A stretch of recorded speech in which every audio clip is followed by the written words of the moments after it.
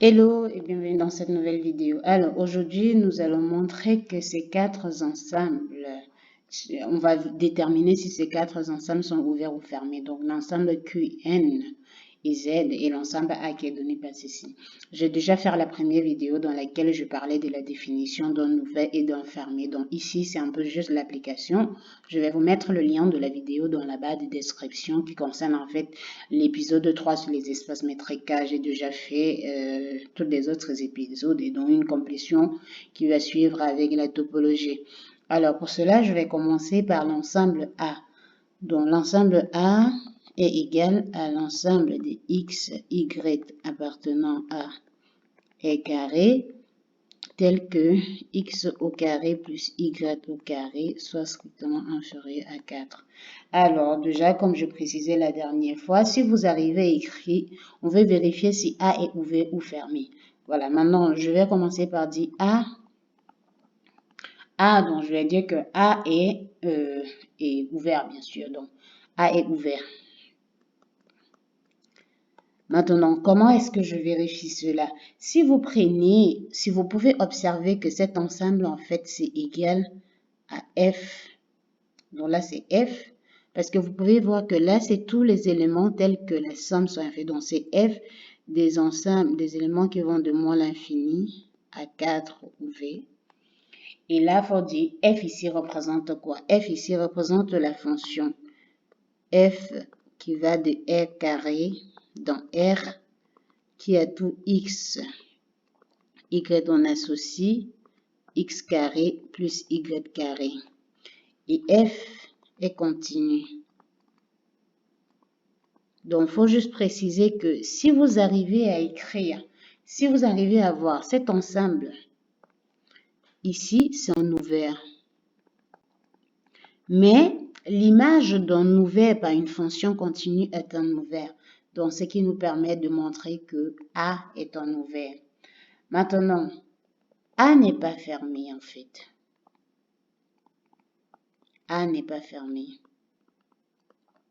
Alors, on a regardé une définition de l'adhérence la dernière fois. Si A était fermé, ça voudrait juste dire que A bar égale à A. Mais non, ce n'est pas le cas parce qu'on a regardé une définition de l'adhérence la dernière fois. Il suffit juste que je prenne cette suite. La définition de l'adhérence qui dit si A est fermé, alors tout de suite de A converge vers un élément. Donc si vous prenez un élément de A, on va trouver une suite dans A qui converge vers cet élément-là. Si je prends tout de suite de A converge vers un élément. Si je prends la suite UN avec UN qui est définie comme ceci. 2 moins 1 sur n. On peut dire 2 moins 1 sur 2n, ça dépend. Là, on peut mettre ça. Moins 1 sur 2n. Et 0 là. Ou on pouvait prendre n au carré, ça dépend de vous en fait. Vous pouvez choisir. Alors, regardez cet élément un. Si je fais 2 moins 1 divisé par 2n élevé au carré. Donc, avec, on peut dire ici le n qui appartient à l'ensemble des entiers naturels ou avec le n strictement supérieur à 1, ça dépend. Donc, si j'élève ceci au carré, on est d'accord que ceci est strictement inférieur à 4 parce que cet élément est positif. Alors, ce qu'on peut voir, c'est que avec le n, donc on peut prendre n ici, là, avec ça. Vous pouvez prendre ça. Donc, on peut voir ici que cet élément appartient, donc U bien appartient à A, ou on peut dire la suite UN est bien contenue dans A ou appartient. Donc, juste pour dire UN appartient bien à A. Maintenant, si on calcule la limite, si vous calculez la limite de UN, la limite, vous savez ici, cette limite voulait juste dire calculer la distance de UN à un élément, quoi. Donc, si on calcule la limite ici, vous allez voir que la limite de l'élément 2 moins 1 divisé par 2n quand n tend vers plus l'infini égale à 2, pardon.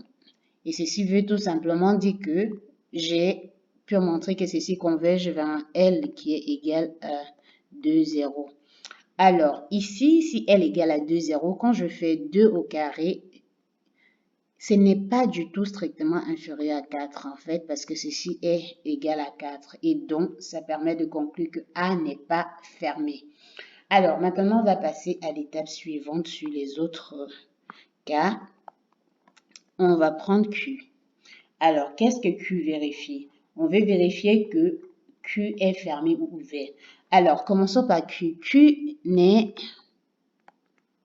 ni fermé, ni ouvert. Alors, normalement, si on commence par le truc qui n'est ni fermé, on peut juste constater que vous pouvez prendre une suite, un peu comme on avait dit tout à l'heure. On peut trouver une suite UN également, qui est contenue dans Q, telle que la limite de votre UN converge dans la limite tend vers un certain L qui est par exemple égal à un élément, donc on peut dire un truc comme ça, racine, qu'est-ce que je veux dire, un L qui est égal à racine de 2. On peut par exemple prendre ça. Or, vous voyez que racine de 2 est irrationnelle. Et comme la limite racine de 2 n'appartient pas ici à Q, là, on peut juste conclure que Q n'est pas du tout fermé. Et il n'est pas ouvert, par exemple, que si vous prenez aussi l'intervalle 0. Si vous prenez 0, c'est un élément de Q. Après, on a dit que l'ensemble est ouvert si vous arrivez à trouver tous les points, tous les éléments que vous prenez dans l'ensemble, vous allez trouver les ouverts à ces points-là. Mais si vous prenez 0, vous allez trouver qu'il n'y a aucun intervalle. Bref, par exemple, tout intervalle qui est centré en 0 contient des irrationnels. Donc, les intervalles qui sont centrés en 0, on peut prendre de moins 3 à 3. Vous pouvez faire ça. Ça, par exemple, qui est centré à moins 3, 3. Donc cet ensemble, par exemple, il contient les irrationnels qui est racine de 2 et quoi et tout. Donc ça permet de conclure que F n'est pas ouvert. Maintenant, si on passe dans le cas des autres, il y a N et il y a Z. Alors, je vais rejoindre les deux parce que N et Z sont fermés. Voilà, ce sont les fermés. Tout simplement parce que si on essaie d'écrire ou si on essaie de regarder dans le côté, ça converge à chaque moment que vous allez prendre un élément. Si vous prenez une suite UN appartenant dans grand N, c'est sûr que la limite de UN va converger vers un L qui appartient à grand N. Et c'est pareil pour Z. Si vous prenez un VN appartenant à Z, vous allez pouvoir calculer la limite de Vn qui va converger vers un certain L' qui appartient à Z. Donc, ceci nous permet vraiment de conclure que ce sont des fermés. Maintenant, c'est N et Z ne sont pas ouverts.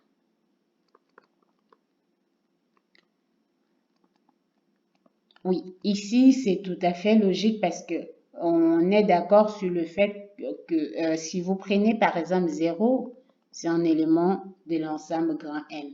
Il n'y a pas de boule ouverte parce que c'est ouvert si on arrive à trouver une boule ouverte qui est centrée en 0 et qui est contenue dans N. Il n'y a pas de boule ouverte centrée en 0. En fait, si vous allez trouver une boule ouverte, vous allez forcément trouver quelque chose qui s'écrit comme ça. Moins epsilon, epsilon. Alors, ceci vraiment, ce n'est pas une boule ouverte et quoi et tout. Et donc, on peut aussi utiliser le même argument.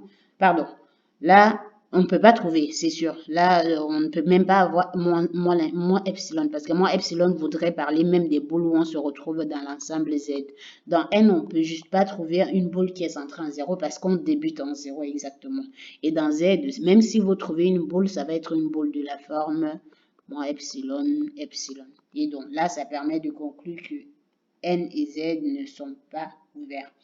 Donc, voilà globalement ce que j'avais à présenter aujourd'hui concernant les ouverts et je vais essayer de faire plusieurs exemples pour mieux appliquer ce qu'on a fait jusqu'à présent. Je vous remercie d'avoir regardé cette vidéo et à très bientôt.